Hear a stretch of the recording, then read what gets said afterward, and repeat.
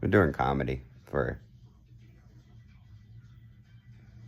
It's hard to keep track, like a year, maybe. And so I think, obviously, it's time to start a podcast. Which I think no one's excited about.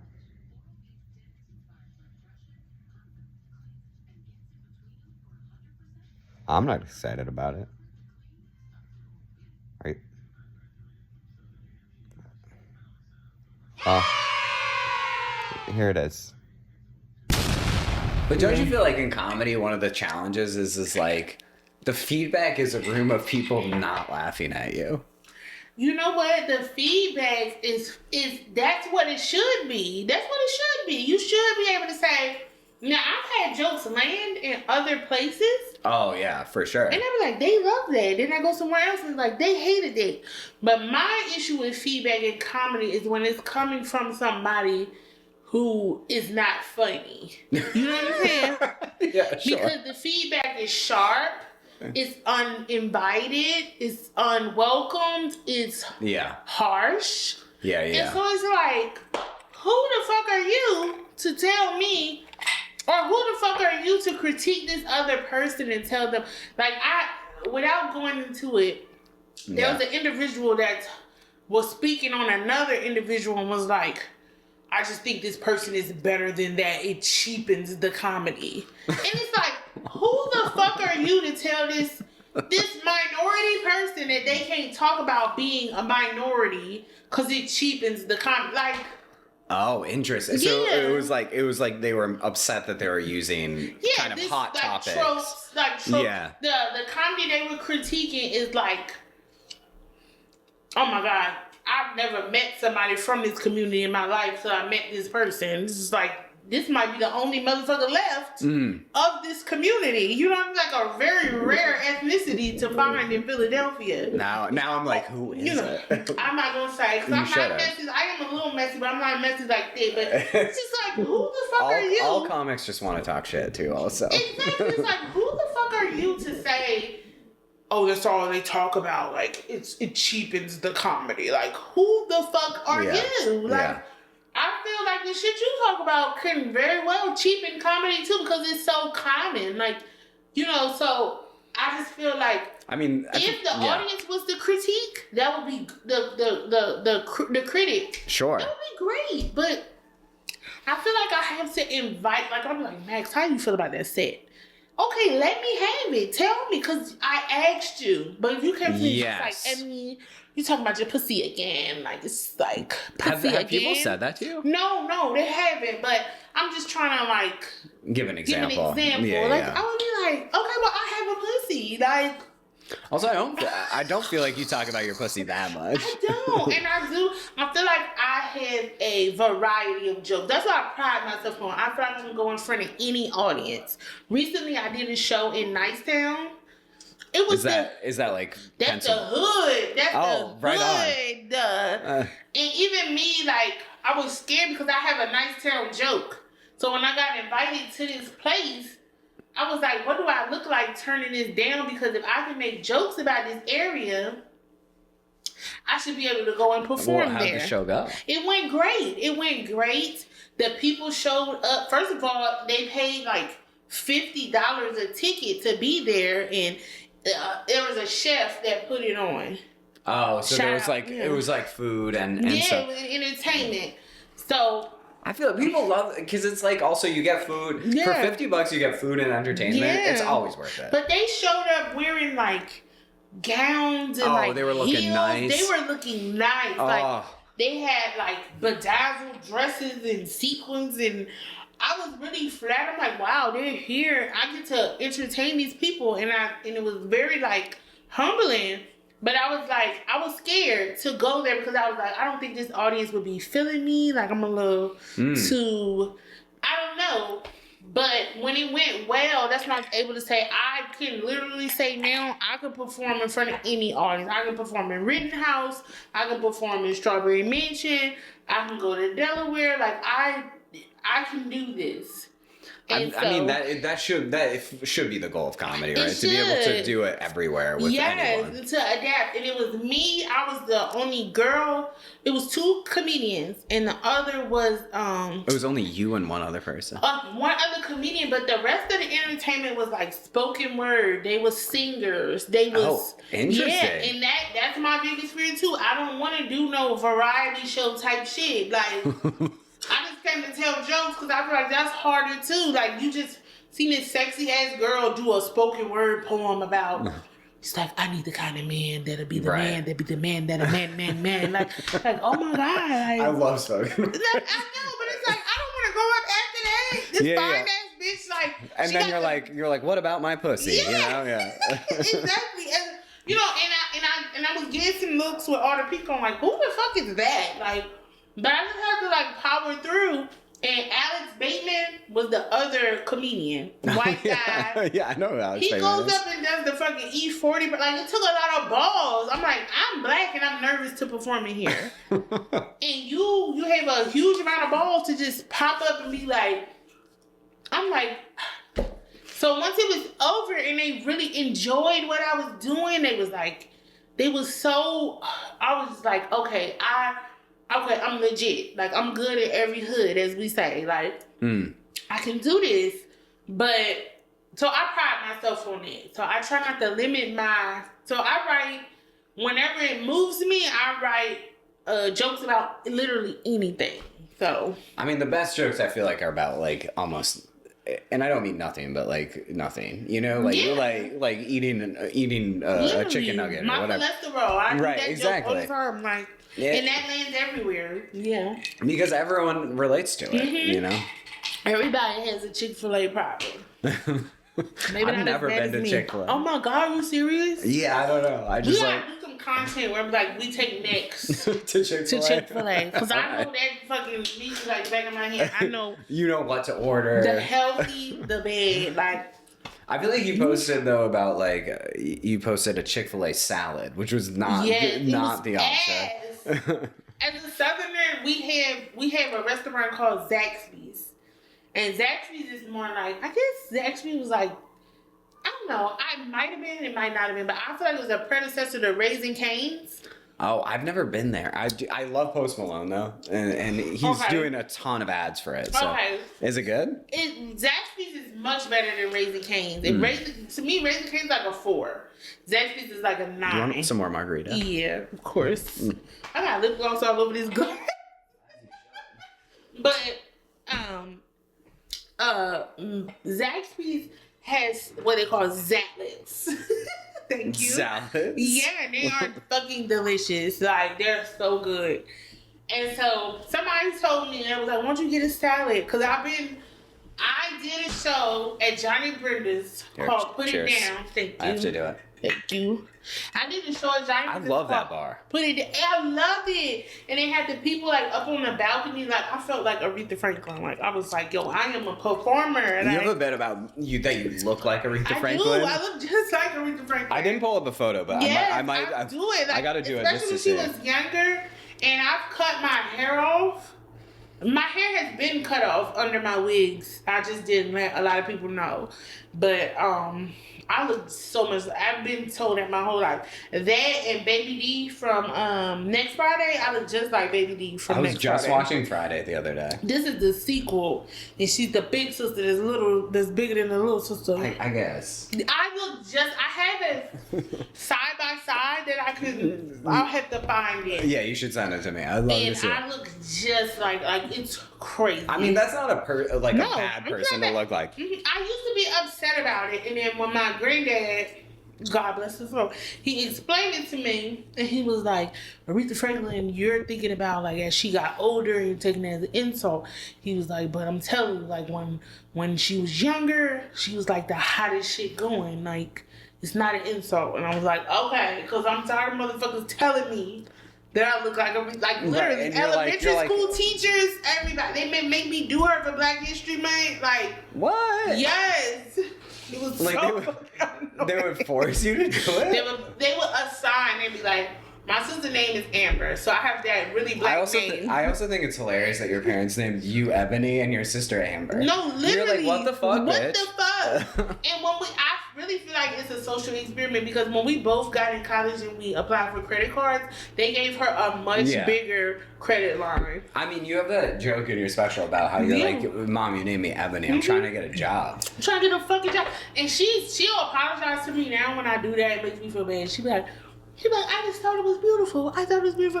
We said whoever comes out first is going to be named Ebony. And whoever comes out second. Moms are universal. They're so adorable. They mean no harm. They mean no harm. Like, and exactly. she loves you so much. Yeah, you she can't do. be mad at her, but it's still like, come on. But she got a white ass name too. What's Janine. her name? Janine. Oh, Janine is like, Janine, you like, see what the Janine fuck? on a resume, you're like, sure, let's look at Janine. Like, her whole name is French, like Janine Marie. Like, I'm Come like, on. you named me Ebony. Like, what the fuck? What you thinking? She was like, It would be weird if your name was Ebony and you were white, though. So, I actually, Comedy Dynamics did a clip of the Ebony joke from my special. Sure. And it did really good on TikTok. Cool. So, it was all different type of Ebonies from all over. So, I had like a 13-year-old Mexican in Texas named Ebony. I'm like, yo, you had to be named after your mom's best friend. Yeah, for sure. And apparently, white girls named Ebony is a thing in England. Really? In England. In England? In England. Why? I don't know. That's weird as fuck. It's like, it's a beautiful name. Her name is Ebony. Like, British white girls named Ebony. Then all these people in the comments like, yo, I did have a best friend in kindergarten named Ebony and she was sassy as fuck. Like, you know, like, it literally opened up Pandora's box about the Ebonies, you know. But I don't come across my name too often no more. Like, I think the name, you know, so maybe as I get on more, it'll inspire people to name we bringing this shit back, you know. I like your bit too in your special about the different names in Philly. Like, like leading to ending with Zamir. I was like, man, I know so many Zamirs. Yeah, Zamir, Amir, Bamir, Kamir, Bamir, Damir. You can go A to Z. That's what I'm saying. And I really mean that. That's what I've experienced. And as long as they got that ear, they'll do it. Like, I know a little boy, he's so cool, named Zaire. Oh, that's a cute name. That's such a cute name. That's a good name. The names go hard. And so my dad is Muslim too. He was Muslim before he came up here with us. But I was meeting people that I was knowing. Like, Temple had a basketball star named Raleigh. And my dad was like, that is not an Islamic name. They just made that up. I didn't realize that ear was like typically Islamic. Yeah, like Samir. You know, Tahir, like those are Muslim names, and Philly is, and that's another thing I had to get used to. Like, where I'm from, people are Christian. Black people are just devoutly Christian. You're from Atlanta, I'm from Atlanta, right? yes. They don't play. It's Jesus, and it's like Waffle House. Are you religious? No, I'm not. So that's another thing. My family was like the only black Catholics that I've ever met. You know what I'm saying? So I have... Wait, what? Only black Catholics? Yes, I have roots in St. Louis, Louisiana, California. Because typically, like, people around you are like Baptist, or what would be all the people around was Baptist. Oh, and I never... No. So my parents got married in the Catholic Church. I went to Catholic Church with my grandmother. You know what I'm saying? Like, St. Louis is like a French place. So... Wait, St. Louis is French? St. Louis, this is why St. Louis, they'd be like St. Louis, like. Oh, yeah, I guess it's in the name. It's literally like the New Orleans of the Midwest. It's further down in Mississippi, and a lot of people don't know it. We have a Mardi Gras. It's everyone I meet from St. Louis is cool as fuck. That's what I'm saying. Like, it's like a cool for like where it is in the country. I'm always like kind of shocked about how much art and cool stuff comes out there. St. Louis is really a cool place. It just sucks that like there's been this huge mass migration from it, so it's becoming like a ghost town. But that's why I grew up when I was little. Before my mom moved us to Atlanta, so. Back in the day, everybody would move from like Louisiana to California. Right. And then they left California and came to the Midwest, like wherever was booming. Really? Wherever was booming in Why would you go from California to the Midwest? So my family went from California to the Midwest just because it was like the next like industrial boom. Like we had carpenters in our family. Okay. We had brick workers. They was very like industrial people, and so they moved from the South to California. Then they came to Louisiana. A lot of them stayed in. Still have family members in California. My mom was raised in Compton for like most of her, and then she came to St. Louis. Then eventually she had us, and then we moved to Atlanta. So I come from a very I would say transient family. Like wherever the money is, that's where they'll go. Your parents live here now? My dad lives here now. So when my sister had a child, it was just me and my sister. And I was not equipped to support her, like emotionally or nothing. And I was like, wait, what? Like, it's about to be a baby? Like, you know. Yeah. And so I was working from home during COVID.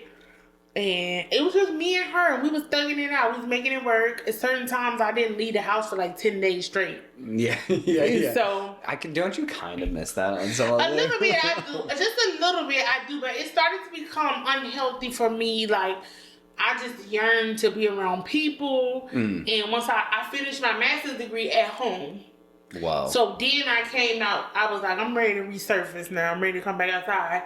And so I came back outside. And I got this great job in University City where basically all I did was dress up and like kind of be sciencey, but like I didn't really have to do shit. Like over at at Penn? It was in that area. It was a company that rented lab space for like startup companies. So you just say you just got this huge grant, so you can do your research. You're like, where am I gonna do it at? This place is where you would do it at. And you would move in 30-day terms, you know, and then I would be the person that greets you and make sure you're set up great and you like everything. Oh, you don't like that incubator? Let me get you something else. And, you know, that so was not my really job. doing science, like no, really being more of a administrative, yes. Yeah. And I loved it, and I got paid. It was my best job ever. But as you can imagine, that model didn't really, because you can do science anywhere. So once the prices went up and the economy started to go, they started moving out. So they did layoffs, and of course I was one of the first people that was laid off. And so then I had to be like, you know what? I can't do admin work no more. I got to get back in the lab. So now I'm doing what I'm doing now. I think it's so fun. I love picturing you in a full hazmat suit. Oh That's my favorite thing. If I And- can take anything away from today, it's that. And it's so funny because I come to work and it's like I try to keep it a secret that I do stand up at night. Yeah, I think that's right. That's why I know you're good at stand-up, is that you don't tell anyone. Well, you know what I the mean? secret is out now because... Oh, no. So one of my old supervisors from my previous job, he got laid off now too. So they did further cuts, I guess. And so I'm in the suite and they have sometimes... So this is your company, but we're processing the stuff for you. So every once in a while, you want to know that we're doing it right. So you'll put on scrubs, not the full hazmat, but the scrubs, and come into the hallway and look through this window and watch us do it. So I'm looking in the hallway and I'm seeing all these fucking people. Wait. Sorry. I didn't process that. People are gonna watch you So do like, your say job. this window right Just gonna be here. out there watching Have you ever seen Half Baked? Yes, It's like love that. that movie. Like they're watching us as cameras, making sure that I'm being sterile at all time. I have to keep my hands like this when I'm not touching stuff. It's a fucking mess. Honestly, one of my favorite things is to picture a comic doing anything normal. You know what I mean? Like I think there's a comic, Tyler Wolf, he worked at Costco, and I just can see it. I can see it. You just like see him like standing there awkwardly. You're like, look at him. And it's such hard work. And so like it's a lot of pressure. Like, they looking through the window and they're like, and then they taking notes. They're like, oh my God, why the fuck is he taking notes? Like, what the fuck? Did I do something Like, wrong? what did I do? And then somebody that's been there long enough, it feels like jail. The person that's been there long is like, he just doodles. He does that to like keep us on our toes. So I'm looking the observing window. Somebody is laughing. I'm like, why are they laughing? So I get in the locker room, take my first layer of gowning off and stuff. And one of my coworkers is like, do you know any of the new supervisors? I'm like, yeah, one of the new supervisors came from my old job. They're like, oh, well, he told everybody that was doing visual inspection that you do stand up at night. Oh, come on. I said, what? He blew up your spot, dude? Yes. And That's thinking that fucked it was up. a good thing. Like, yes, Ebony, she's great. And she's a comedian at night.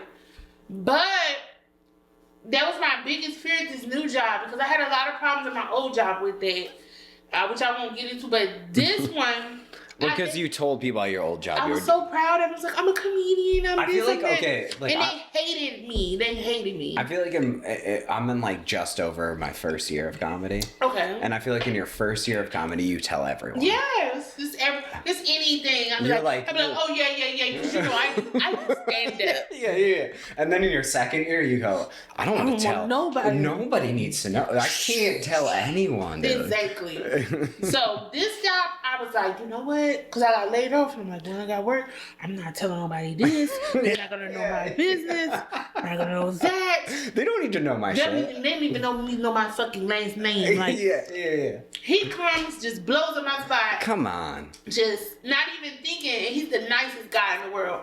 But strangest thing happened. I've been so supported by them, like, because sometimes our ops can run long.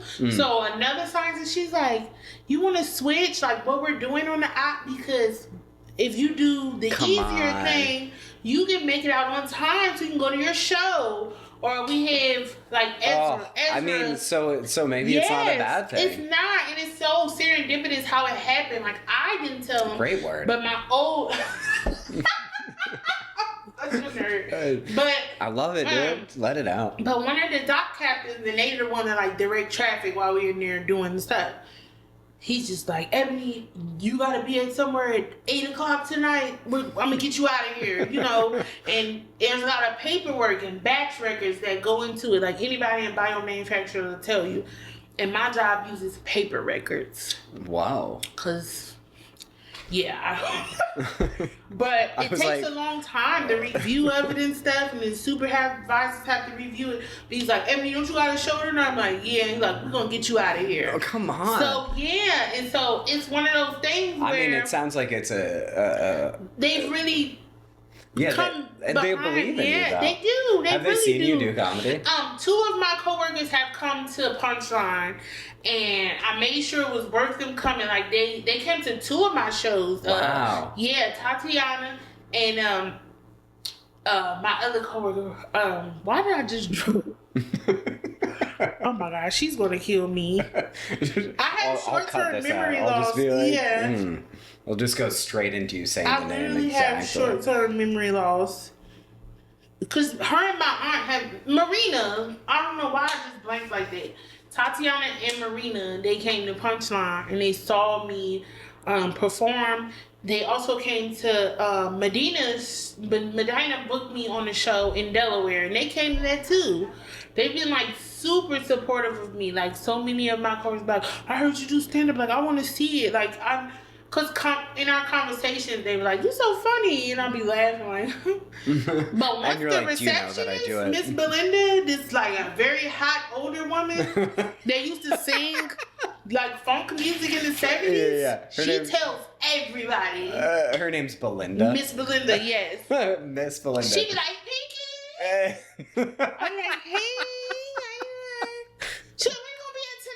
You know, she's a comedian. I'm like, oh my God. Why is anyone who uses Miss and then like... I have to. Like, as a Southerner, like, I just can't call her by her first. I can't call her by her first. You ever seen that video of Maya Angelou, like, checking that girl for calling her Maya? Oh, no. She be like, it's Ms. Maya, you know, because you don't have the authority. You don't have the license. Maya Angelou is dope. She said you don't have the existential license to call me by my first name. And that that scares me. So I'll be like, Miss Belinda. Yeah. Yeah. Respect your elders, though. Yeah. She's fucking hot, though. Is she? Smoke show. I swear to God. She's like... My cousin called me from, he said Sacramento, California. Well, because he's incarcerated. You know, we've done enough if you want. Okay, so here's the thing. Come to you. Yeah. Yeah. Well, that's true. Let's see if I had so much fun. Yeah, me too. Ebony, I could talk to you forever, honestly. Do you want to plug anything before I do the last thing I want to do? I literally just go to Amazon, put in Ebony Moore, the Strawberry Mansion. No, it's so much fun. Thank you. I did. I tried to make it, but I do want to explain. I got laughs. The audience loved me. I'm so glad you brought this up. There was no mic in the audience. Can we just pound it? Dude, there was no mic in the audience. I wanted to bring it, but I didn't want to like say anything that was off. I don't have the right word. Because I but feel like a it's debut so clear. is just that. A debut is a debut. Like, it's so clear that you're crushing. Yeah. And the mic is so not quiet. on the audience. The only person you can hear is shout out Lauren Ellis. For real, yeah, right? Shout out Lauren Ellis. She just had a birthday. Thank you, girl. No, she is the only laugh you can hear. Yeah. And you're like, why did they not mic the people trying audience? to play me, like, I've seen certain comics, like, put in little statuses, and I know it was about me. It was like, I want my money back. God, blah, blah, blah. Like, and then a guy told me in person. It's clearly about the mic. Literally, and a guy told me in person, he was like, I saw your special. I was like, oh, thank you. He was like, yeah, definitely. When I saw it, I was like, she's not funny. I was like, oh. And he was like, but after seeing you perform tonight, it's like, you're so funny. I'm like, thank you for your honesty. Isn't that just a testimony to the fact that, like, audiences are really responding to what's happening around them? Yes. And I wasn't prepared for that. I would think that they would be able to think for themselves and be like, that. Right, because, like, so many of the jokes, I was like, this is so funny. Yeah. And I know that the audience is laughing because you're taking like a pause. Yeah. And it's like you're like paused for the right amount of time. Yeah. And then it's like you start again, and I'm like, dude. You just live and you learn. And so shout out to David Bay. He shot my pilot and he really hooked me up, like, on the price and everything. So my script. Oh my God. My special, guys. And he really hooked me up, and like, he was just like, we could do a laugh track, but I don't think it would be as organic. So people with, like, common sense, obviously, it's like, yo, this is funny. Somebody literally left a comment on TikTok and was like, I can tell the audience is laughing. There's no mic in the audience. That's the right reaction. And that's all it was. So lately, I've been saying that on stage. I'm like, the mic wasn't on, we didn't put a mic in the audience, y'all. But a bitch is funny, you know. Okay, wait.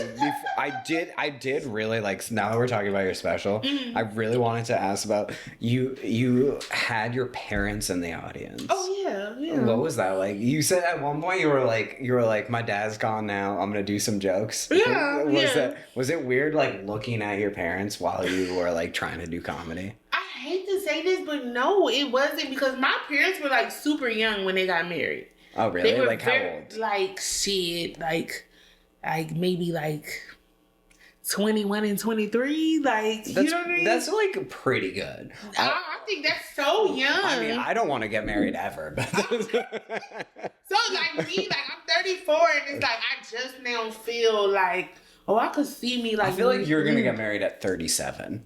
Oh, my God, I hope so. Thank you so much. Because I had somebody say something that was really hurtful to me. It's like, I don't think Ebony will ever get married or have kids. Like, it's like, yeah, what? Yes. My mom said that. I'm going to put her ass on blast. She said that. She said that, and it hurt me. So, no, I don't mean to laugh. It hurt me Why so bad. are moms so mean sometimes? Gen X moms, like, they just don't give a fuck. Oh, your mom's Gen X? Yes, they don't give a fuck. Gen X are mean as fuck. They don't give a fuck. And I keep trying to tell her, like, she'll, like, see somebody stuff. She got on stripes. Her stripes going this way. They should be going this way. I'm like, Mom, nobody cares about that. Like, nobody cares about her. She's like, she don't look good in that. Yeah, like, I be like, I think she looks great. I think you just being nice. Because the bitch look crazy. You like, oh, God. the 80s was hard on them, I think, like just the beauty standards and stuff, and they are not Well, the ashamed. 80s was like God, cocaine and being rail fed. Jesus Christ, like she is tough, but she literally. But I love my mom, love you, mama. But like she was just like, I don't think Ebony gonna get married or have kids. That's just what I feel. So when somebody says like, I can see you being a mom, I can see you being this, I'd be like, oh my God, thank you. But yeah, like I don't know what we were talking about before that, but yeah. Oh, I was asking what it was like to do comedy in front of your parents. Oh, I would I didn't literally at all. never invite my parents to see me do comedy. Really? I love my parents, but like, see, they were super I- young when they got married, and they got married before. And I know you like, duh, but no, this is unfortunately this is not. What do you mean, duh? Doesn't Like, happen all the time. Like, because like you're saying, like some people when they get married young, they have kids. they have kids. They're first, like, and they get I'm married. pregnant. Most of my friends who parents are married, they was at the wedding. Like they remember being there. Yeah. They was like, yeah, and I was the flower girl. Like, no, my parents was married. I used to watch their wedding tape all the time when I was little, and so they just was. I don't mean this as an insult, but they were childish. You know what I'm saying? Like, and my parents was my friends. You know what I'm saying? These But, are like, my first friends. Right, like So, that age is so young. It's so young, Yeah. and so like.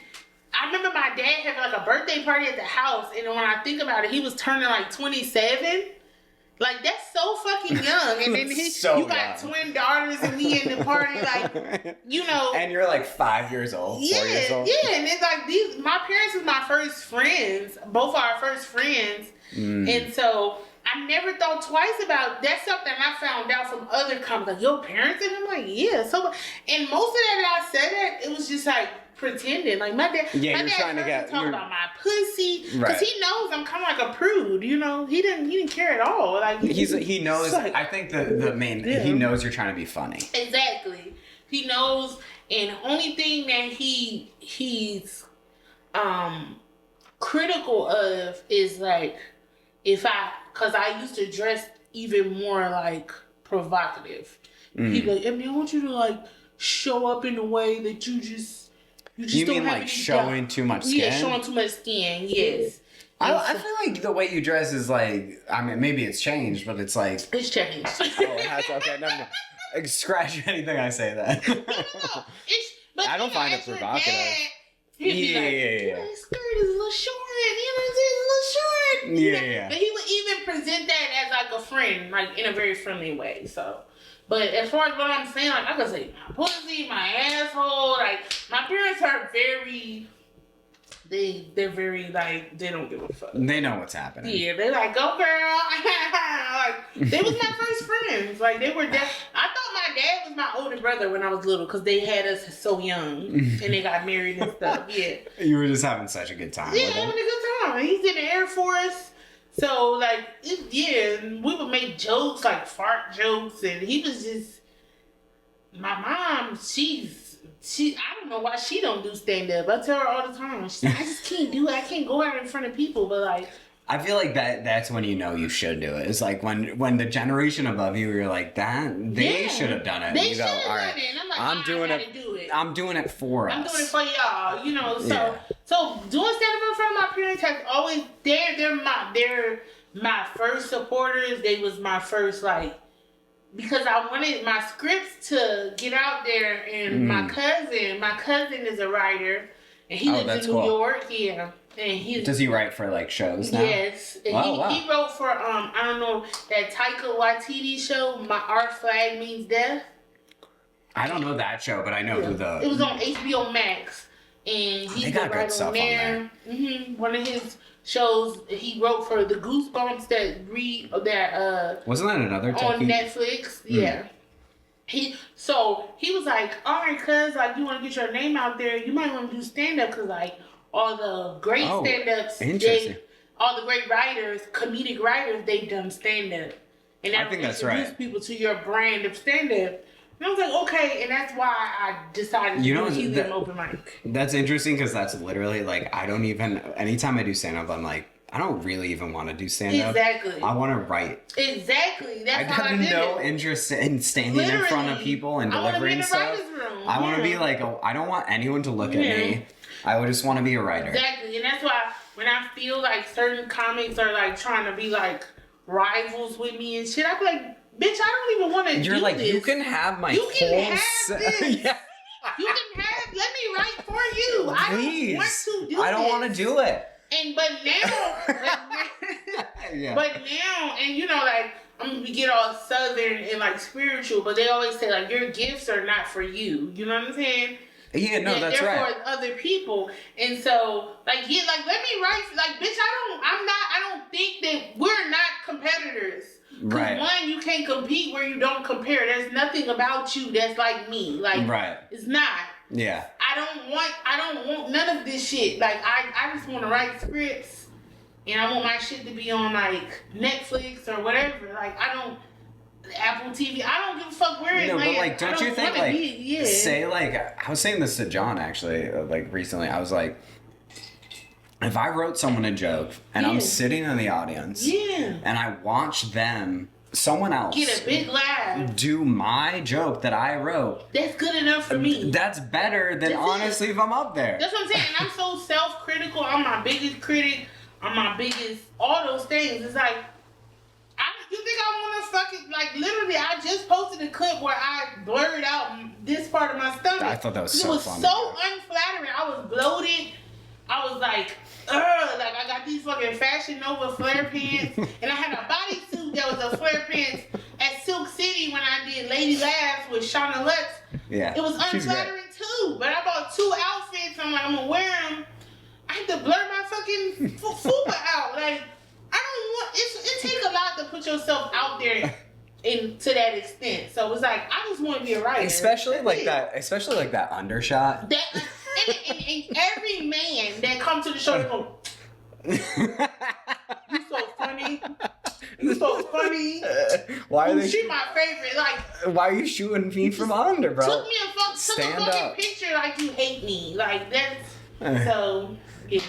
All right. Anyway, so let's let you go. Okay. So the last thing I want you to do is look right into there and say your favorite comic in Philly.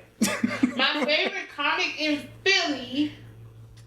In Philly? Yeah, I don't know. Ooh. Who's my favorite comic in Philly? I'll tell you mine if it helps. Who's yours? Ebony. Come on, that's not... Today. I'm trying to think, because the styles are so different. My favorite comic in Philly. Oh my god. Look right into that. You know what? Savion.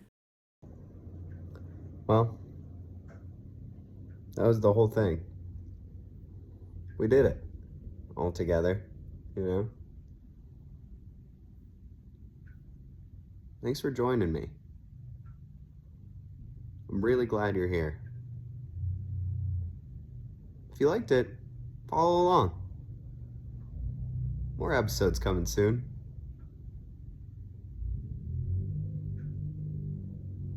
It's good to see you.